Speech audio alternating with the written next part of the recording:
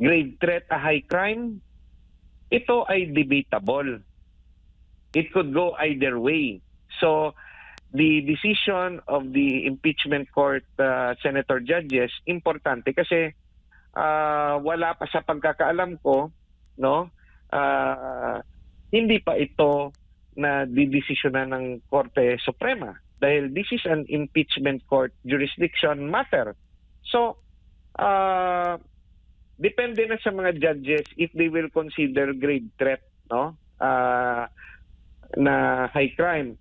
Yung what about yung sa betrayal of public trust, which is equated kung sa criminal case yung parang inciting to sedition. Depende sa appreciation nila. Let's say inciting to sedition can be considered betrayal of public trust, pero kung nakita naman ng mga senator judges na yung elemento hindi naman to inciting to sedition and this is to their mind another matter which is not inciting to sedition, but let's say they will say, okay, this is grave threat but hindi to inciting to sedition.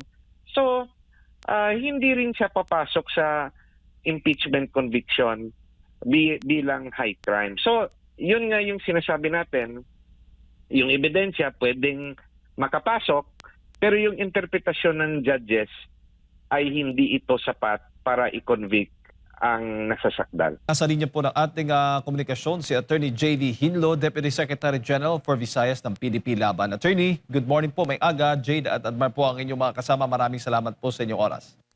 Mayong aga, good morning sa SMNI at sa inyo Jade and Admar. Opo. So far, Attorney, sa 3 araw po na impeachment trial kay Vice President Sara Duterte, ano ho yung obserbasyon po ninyo? Masasabi po ba nating may lamang na dito sa prosecution o sa depensa?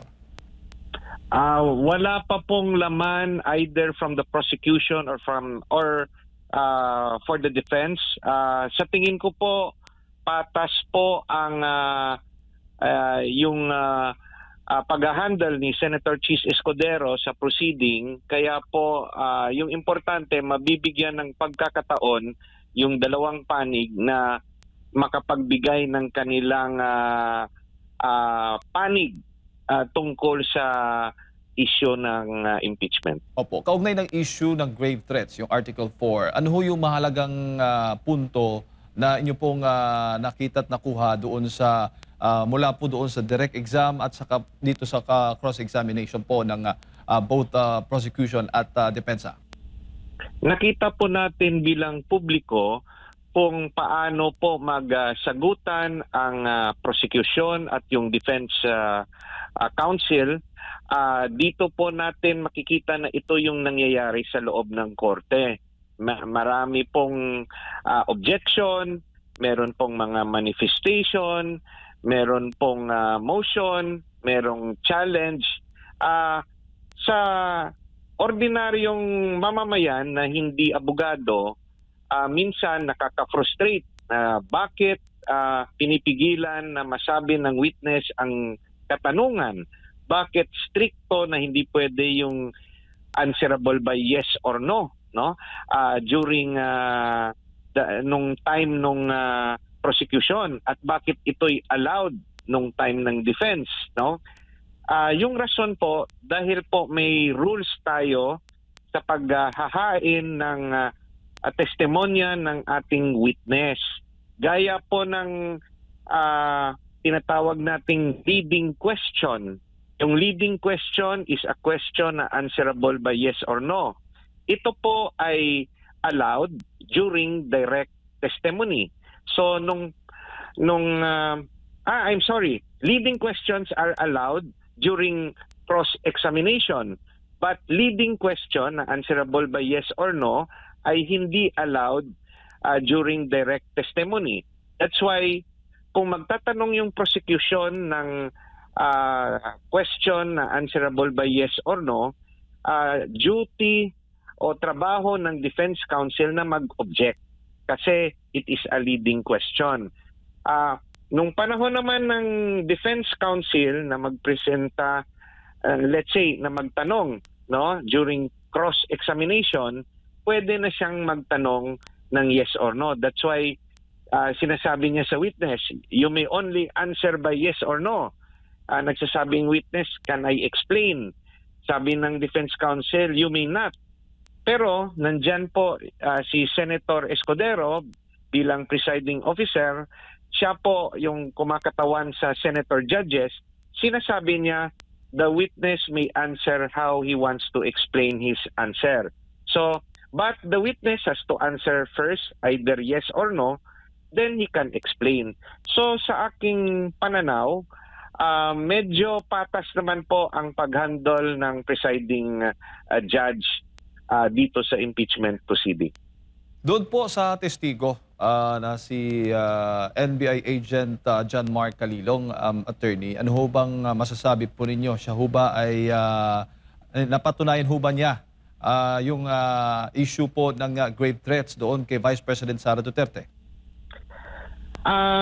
Yung mga napatunayan sa kanyang testimonya ay una, inamin niya na hindi siya expert witness. So, siya mismo nagsabi nung tinanong siya, expert witness ba kayo? Sabi niya, hindi. Ano ba ibig sabihin ng expert witness? Ang expert witness ay properly trained sa kanyang profesyon, specialized yung kanyang training, at matagal na siya sa kanyang ginagawa, na considered siya sa publiko na eksperto sa kanyang field. So, nung tinanong siya if he is an expert witness, sabi niya hindi. Sabi niya lang, he is a competent witness. When you say competent witness, pwede siyang mag-testigo at alam niya rin yung sinasabi niya. So, what is the difference? Yung expert witness, yung kanyang opinion ay merong weight.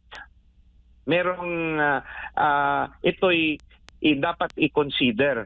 Pero kung competent witness ka lang, allowed ka to testify, pero yung testimony, opinion mo lang yun. Hindi ibig sabihin na pag nagtestigo ka sa point of view mo, ay dapat paniwalaan ng mga judges. Ano mo lang yun? Opinion mo lang yun. So, yun yung sa kanyang testimonya, yung opinion ni Senior Agent Calilong ay katulad rin ng opinion ninyo, Jade and Admar, at opinion ni Attorney Hinlo. At kung ano man ang nakalagay sa individual na utak ng mga judges, sariling opinion rin nila yon. So, although allowed si Senior Agent Calilong mag-testify dahil hindi siya expert witness, sinasabi niya lang na yung videotape na kanyang pinanood ay totoo, ibig sabihin yung interpretasyon niya, sariling opinion niya lang yon.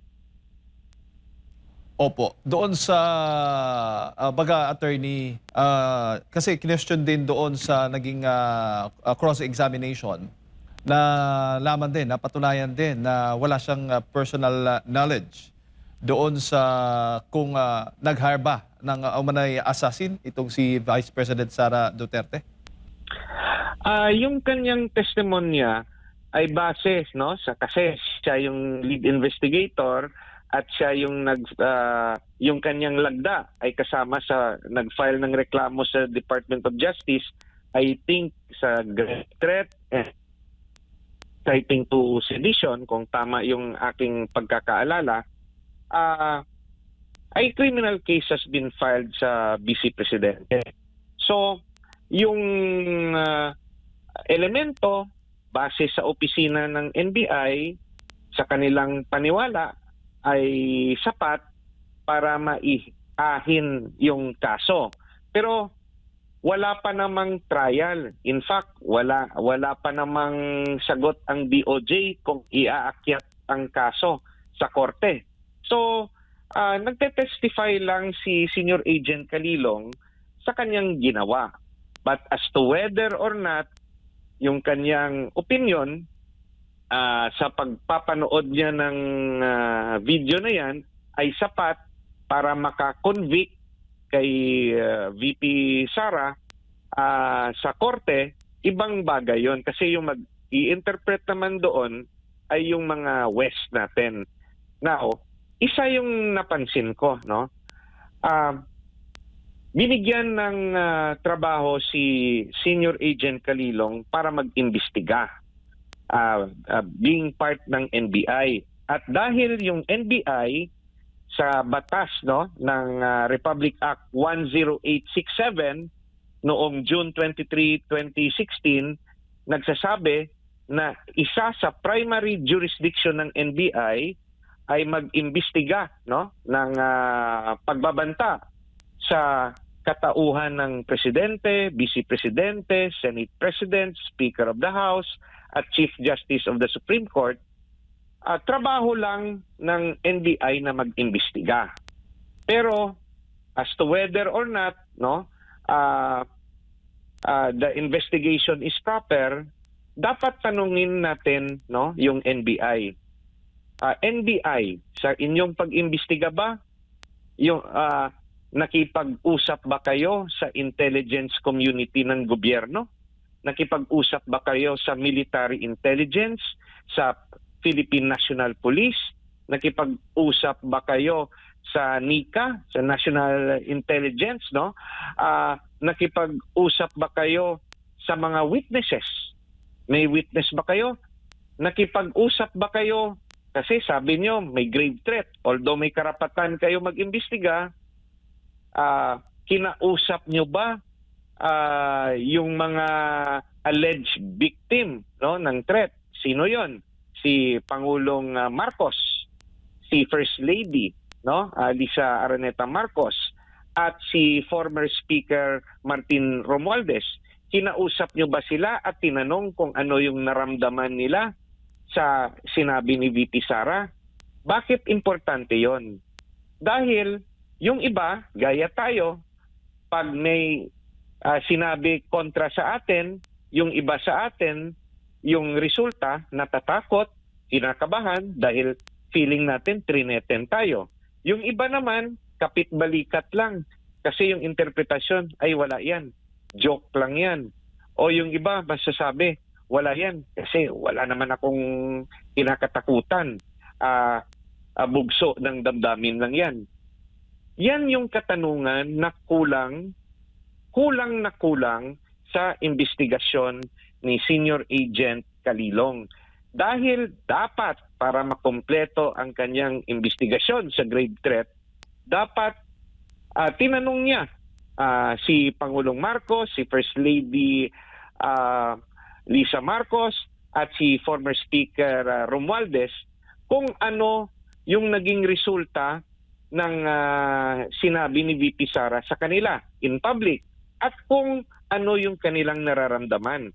Kasi opinion niya na threat yun, malay natin sa pag-iisip ng tatlo ay hindi naman threat para sa kanila.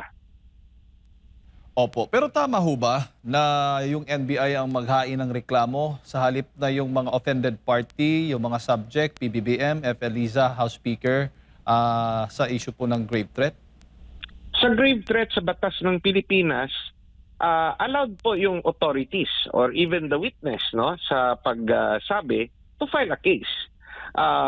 But it doesn't mean na kung allowed sila to file a case ay mako-convict yung nagsalita. Kasi sabi nga natin, sabi ko nga, ano yung epekto ng sinabi doon sa alleged victim? Kulang yung investigasyon. Hindi mo man lang tinanong kung ano yung pakiramdam nila. Paano mo masabi na yung interpretasyon ng alleged victim ay natakot sila o talagang siniseryoso nila? Gaya sa atin, pag sinabi sa iyo na papatayin ka, titignan natin yung konteksto, titignan yung nararamdaman mo. Kahit sabihin ng ibang tao na talagang grave threat yon, pero sa loob-loob mo, kapit-balikat ka lang at sinabi mo sa sarili mo, ano lang yan, bugso ng damdamin, nagjo-joke lang yan, ayokong mag-file ng kaso. Hindi man lang tinanong ni Senior Agent Calilong yung presidente, si former speaker at si first lady kung gusto nila mag-file ng kaso o hindi.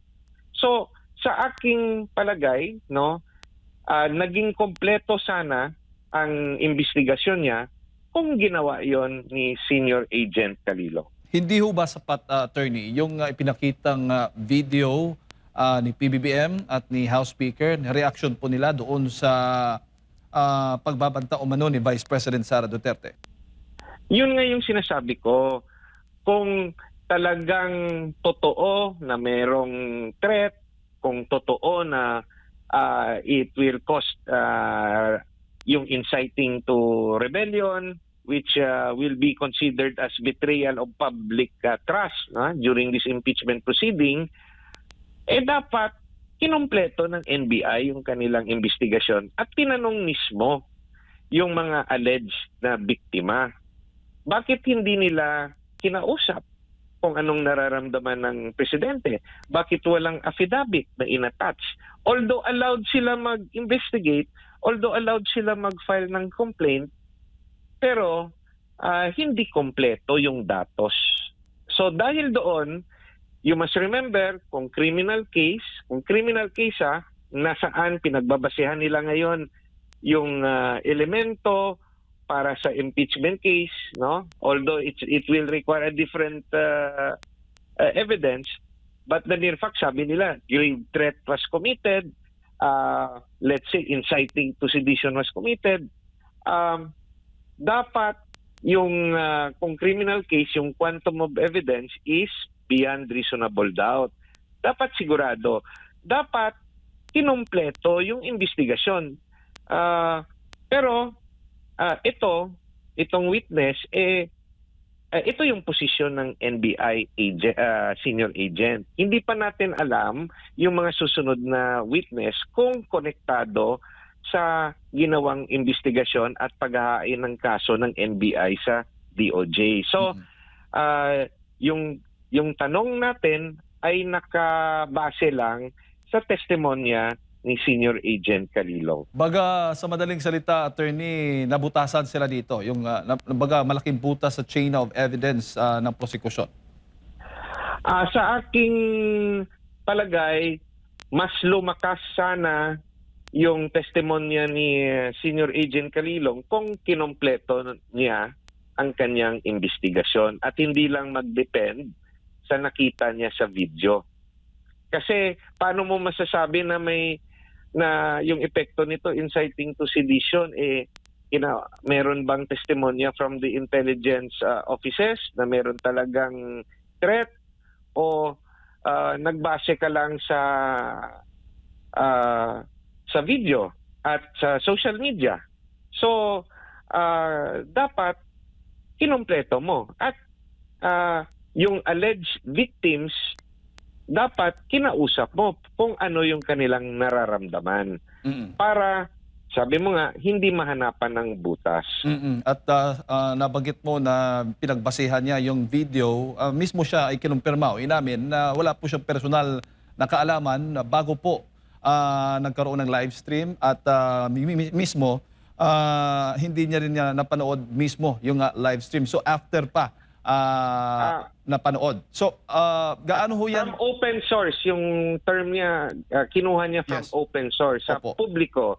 Pero inamin niya rin na sa katanungan ni Senador Robin Hood Padilla na hindi yan yung from the original source. Yung talagang kumuha yung sa kanyang camera, na imbestigahan ba niya kung sino yon? Nag-attempt ba sila mag-imbestiga? Sino yung kumukuha ng video sa camera ni VP, or sino yung unang nag-upload?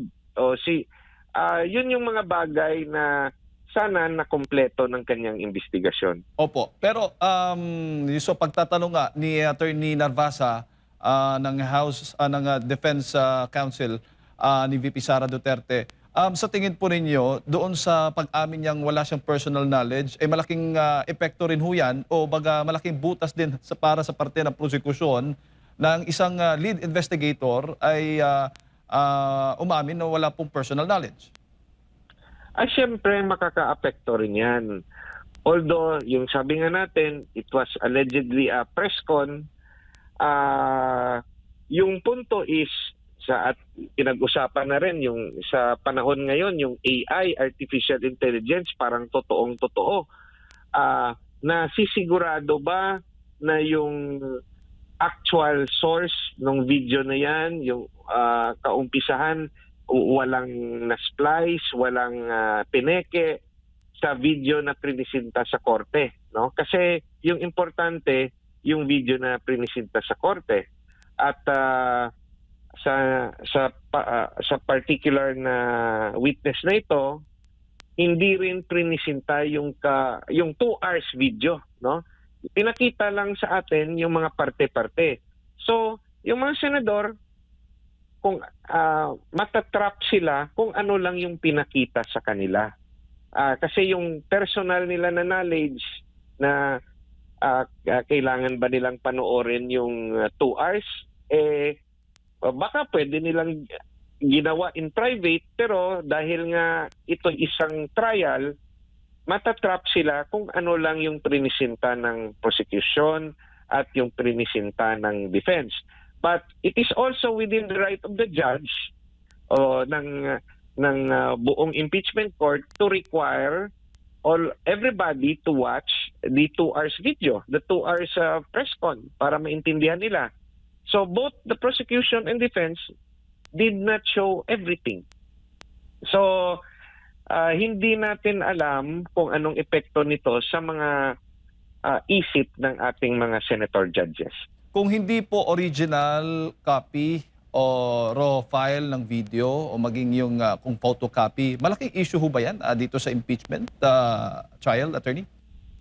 You have to prove na authentic copy yung pinipresenta. So trabaho rin ng depensa na kung ano yung gagawin nila sa mga ebidensya na inihain ng prosecution.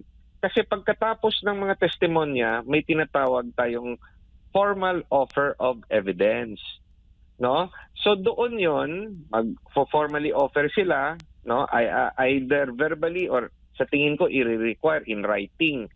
Then may pagkakataon rin, bibigyan ng pagkakataon yung defense to comment, no, sa formal offer ng prosecution, whether they will admit or object to the admissibility of the pieces of evidence submitted. For example, itong issue ng photocopy, although nag-object na verbally, but when it is formally offered, pwede ulit i-objectan ng defense yung photocopy. Generally, photocopy is considered a duplicate of the original, no?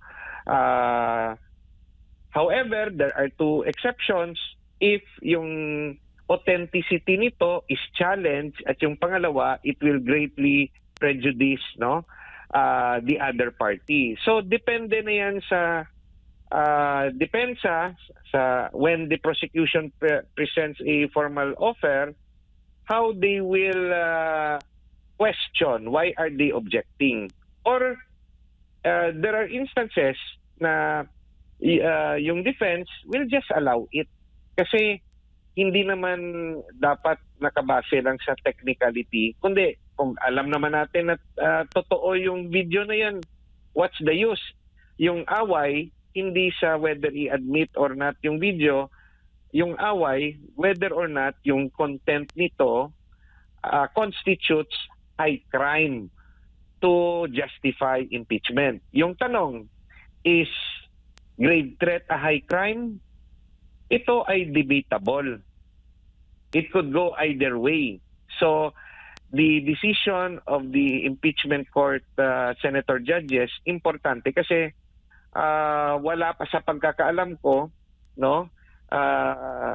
Hindi pa ito na didesisyonan ng Korte Suprema dahil this is an impeachment court jurisdiction matter. So, depende na sa mga judges if they will consider grave threat, no, na high crime. Yung what about yung sa betrayal of public trust, which is equated kung sa criminal case yung parang inciting to sedition. depende sa appreciation nila. Let's say inciting to sedition can be considered betrayal of public trust, pero kung nakita naman ng mga senator judges na yung elemento hindi naman to inciting to sedition and this is to their mind another matter which is not inciting to sedition, but let's say they will say, okay, this is grave threat but hindi to inciting to sedition. So, hindi rin siya papasok sa impeachment conviction bilang high crime. So, yun nga yung sinasabi natin, yung ebidensya pwedeng makapasok, pero yung interpretasyon ng judges ay hindi ito sapat para i-convict ang nasasakdal. Opo, bago ko ipasok kay partner Admar, attorney, yung issue po ng, kasi inamin po mismo ni NBA agent Kalilong na batay doon sa kanilang affidavit, condition of threat ang tawag umano doon sa umano'y banta, pagbabanta ni VP Sara laban po doon sa mga offended party. Kapag sinabi ho bang condition of threat, ibig sabihin, absuelto na si VP Sara doon sa inaakusa pong grave threat laban po sa kanya?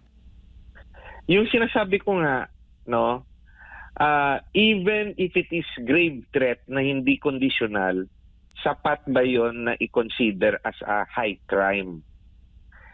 Bale, wala pa pong basehan, walang Supreme Court decision, walang impeachment court decision on the matter. So, yung kasagutan dyan, nakadepende sa interpretasyon ng senator judge. Whether it will go either way. Yung iba, sasabihin nila high crime, yung iba hindi. Nasa gitna tayo ngayon dahil wala tayong basehan. Hindi klaro ang batas whether i-consider high crime yung tinatawag na grave threat. Now, regarding sa testimony, better to review it kasi pa may nakita ako nakita akong video nung testimonya kahapon, may isang portion na sinabi ng Senior Agent Kalilong na conditional, may isang portion rin na parang sabi niya absolute. So, hanapin natin yung portion na yon. So, but yung sinasabi ko, whether it is sa interpretasyon niya, whether it's conditional or absolute, yung katanungan whether it is a high crime or not will now depend on the interpretation of each senator judges. Attorney Maing Aga, si Admar po ito. Naging nakatulong ba sa panig din ng depensa doon sa ikalawang araw ng impeachment trial, yung pagsasalita ni Senator Judge Risa Hontiveros, kung saan sinabi niya rito na walang proof, walang proof sa mga statements na ang Vice President ay nagkontrata talaga ng assassin or nag-hire. At nagtanong pa siya kung ito ba ay impeachable acts. At tumugon naman dito ang prosecution at tila sinabi na hindi 100% na makapagpapatunay na talagang nagkapag-hire o nag-contract siya ng assassin, attorney. You must remember there's a difference between conspiracy to commit murder and grave threat. Magkaiba yung elemento. So, tama yung sinabi kong ano ko rin, no, na hinighlight sa mga news yung sa social media yung sinabi ni Senator Hontiveros at kahapon kasama yata sa closing remark ng defense, no. So